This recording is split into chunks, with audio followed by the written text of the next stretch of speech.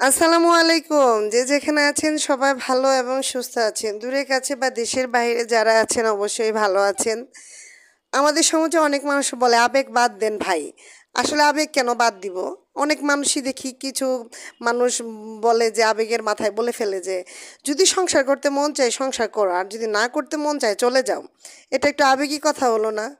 যে কোনো জিনিস যেমন ধরেন গাছ, বাড়িতে যদি গাছও লাগেন, গাছের যদি ঠিকমতো যত্ন না নেন একটা সময় দেখবেন গাছটা মরে গেছে। ঠিক মেয়ে মানুষে তেমনই, যদি মেয়ে মানুষটা কেউ যত্ন না দেন একটা সময় দেখবেন আপনার সংসার ছেড়ে লাথি দিয়ে চলে গেছে। তখন বলবেন যে দিন শেষে বলবেন যে এই মেয়ের চরিত্র ভালো নেই, এই মেয়ের মধ্যে সমস্যা আছে, নাহলে এত সাজানো গোছানো সংসার সাথে কেউ যেতে পারে? কিন্তু ওই যে আপনারা তো আপনাদের আবেগ নিয়ে আছেন, আপনারা তো বিবেক নিয়ে চিন্তা করেন না, আপনারা তো কখনো মাথা নিচু করতে শিখেন নাই।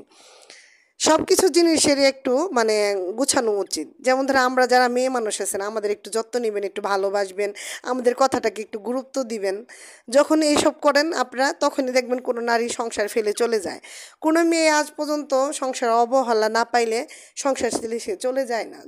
মুখ বুজে দেখবেন কোনো মেয়ে মানে মাথা ঘুরে সংসারে থাকে শুধুমাত্র আপনার একটু সম্মান পাওয়ার জন্য, একটু রেসপেক্ট পাওয়ার জন্য, যে আপনি একটু রেসপেক্ট করবেন, একটু সম্মান করবেন, তবুও সে সংসারে টিকে থাকে। যখনই এইসব পায় না কোনো নারী তখনই দেখবেন এই সংসারটা কোনো দিন টিকেও থাকে না। তাই প্রত্যেকেরই উচিত যে যার জায়গা থেকে সম্মান করা।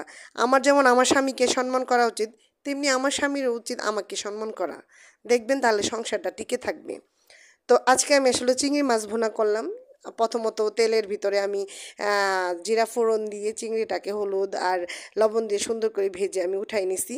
উঠাই নেওয়ার পরে আমি একটা পাত্রে তেল দিলাম, তেল দিয়ে যে জিরা ফোড়ন তো আগে দেওয়া ছিল ওই জিরাটাই ছিল, ওটার মধ্যে আমি একটু পেঁয়াজ দিলাম, কাঁচামরিচ দিয়ে হালকা ভেজে আমি পেঁয়াজ বাটা দিলাম, জিরা বাটা দিলাম, রসুন বাটা দিলাম, ধনে গুঁড়া, মরিচ গুঁড়া, হলুদ গুঁড়া, লবণ দিয়ে সুন্দর করে আমি একটু হালকা কষিয়ে নিলাম। যখন কষিয়ে নিয়ে দেখলাম তেল উপর উঠছে তখন মাছগুলি দিয়ে একটু কষিয়ে নামিয়ে পরিবেশন করলাম।